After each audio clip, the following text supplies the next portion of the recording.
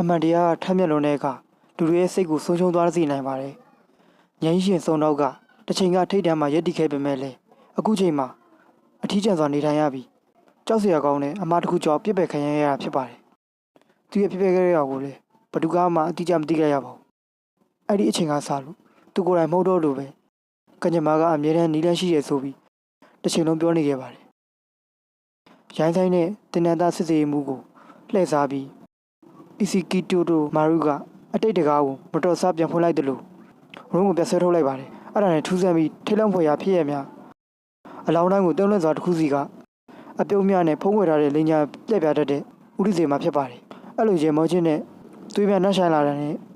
ထိုသူတို့ကရာဇဝတ်သားကောက်သမားသားမကမွေးဖွားလာတဲ့ဘလူးများပါရင်ဆိုင်ရမယ့်အရာတိုင်းကိုပိုတိလာလေးဖြစ်ပါတယ်။ဒီဖွဲ့စည်းကနေကိုယ်တိုင်ရင်ဆိုင်နေရပြီးအရာအလုံးကိုကျုပ်ကန်ချေလဲနေတဲ့အရေးအဖွဲ့အစည်းတစ်ခုကဒါဟာရာဇဝတ်မှုဖြစ်ချုံးတာမကပဲတရားမျှတမှုနဲ့အကြောင်းပြချက်အတွက်တိုက်ပွဲကကွယ်လက်နေတဲ့စုံတော့ကိုကြိုဆိုလိုက်ပြီးအခုအတူတူရှာဖွေလိုက်ကြအောင်ဆိုကအမှန်တရားကိုသိချင်ကတင်းမာတဲ့လေးတွေမှာနေမြုပ်နေတဲ့တိုချိုမျိုးကိုထိန်းချုပ်မှုဆုံးရှုံးသွားနိုင်ပါတယ်အခုတော့ပြစ်စမများသားကောင်ကိုအခုမှတွေးရှိခဲ့ပြီးချောမဖို့ရာလူသက်မှုများစတိုက်ဖြစ်ပေါ်ခဲ့ပါတယ်ကိစ္စအလုံးကအများအနေနဲ့တေချင်းနီလန်းကိုခန်းစားကြရပါတယ်ဒါပေမဲ့ရာဇဝတ်မှုကျူးလွန်ဖို့လှုပ်ဝက်ဆန်းကျဲတဲ့နီးနဲ့ခြေရမခံထားခဲ့ပင်စစ်စေးမှုအေမီကအဲ့ဒီမျိုးသမီးအမှုကိုအရာရှိကရဲတပ်ဖွဲ့တစ်ခုလုံးကိုအစစ်စေးအရာရှိအဖြစ်အယုံဆိုင်စေပြီးစုံစမ်းစစ်ဆေးဖို့ရဲတပ်ဖွဲ့ကိုအမိန့်ပေးခဲ့ပါတယ်တိုတိုမာရုကသူ့ရဲ့စွမ်းရည်ကြောင့်အစင်တမခံရပြီးအမြဲတမ်းပြဿနာတက်နေတဲ့တိုတိုမာရုကစုံစမ်းစစ်ဆေးရေးအဖွဲ့ရဲ့ဖျားတာခံရပြီးတန်တရားရှိသူတန်းရောက်တော့ဖို့ဆန္ဒမရှိခဲ့တာဖြစ်ပါတယ်ရေစကီကသူ့ကိုယ်သူတဲလုံစားရှာဖို့ဆုံးဖြတ်လိုက်ပြီးကီကူရဲ့အဖေလောဘော်ကမဲနဲ့အသက်ကြီးတဲ့လောဘော်ကန်တန်းတဦးဖြစ်တဲ့ကီကူရဲ့ပြောပြချက်အရသိလိုက်ရပါတယ်အတွေ့အကြုံရှိတဲ့စုံတော့ကိုမာကာမိုနိုဟာရှီဝန်က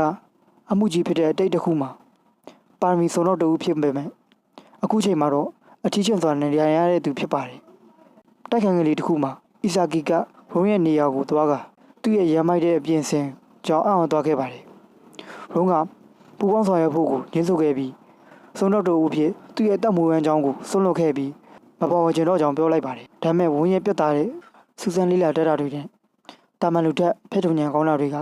မပြောက်ွယ်သွားဘူးဆိုတာအီဆာကီကသတိပြုမိခဲ့ပါတယ်ဝုန်းကအမှုကိစ္စကိုတဖြည်းဖြည်းစိတ်ဝင်စားလာပြီးဝုန်းကသူ့ရဲ့အားနည်းချက်ရှိတယ်လို့ပြောပြခဲ့ပါတယ်အဲ့ဒါကပြင်းထန်တဲ့ဖျားနာနေတဲ့အရာတစ်ခုကစုံတော့တူဖြစ်သူ့ရဲ့အလုပ်ကိုဆက်လက်လုပ်ဆောင်ဖို့ကိုတားဆီးကားပေမဲ့အီစီကီကလှုပ်ဝက်ဆန်းကျဲတဲ့ယောဂတစ်ခုခံစားနေရတယ်လို့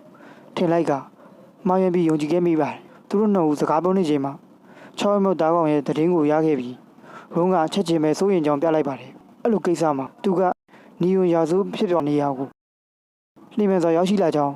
စုံစမ်းဖော်ထုတ်ဖို့အီယူကီနဲ့ပူပေါင်းဆောင်ရွက်ဖို့ကိုသဘောတူခဲ့ပါတယ်တည်ဆုံးသူရဲ့တည်ဆုံးမှု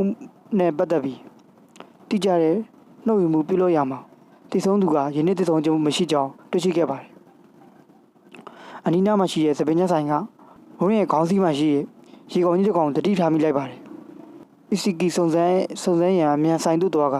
ရဲတယောက်ကအဲ့ဒီအချိန်မှာဝုန်းကလူသက်သမားရဲ့နောက်ထပ်သားကောင်ဖြစ်လို့နေပါဖြစ်ခဲ့ရပါတယ်တော့ကိုဖောက်ထုံဝင်ရောက်ပြီးဓာတ်ငွေဖန်တီးဖို့ရေခဲကြောင်းနဲ့ရေနွေးကိုအသုံးပြုရတဲ့လူသက်သမားရဲ့ခင်မီစံပြတဲ့လူသက်မှုနီးကိုဖော်ထုတ်ခဲ့ပြသခဲ့ပါတယ်အခန်းရှိ CO2 ကတားကောင်ထွက်သွားပြီးရေနစ်စေခဲ့ပါတယ်ကျူးလွန်သူကဖြူပြဖြစ်ပြီး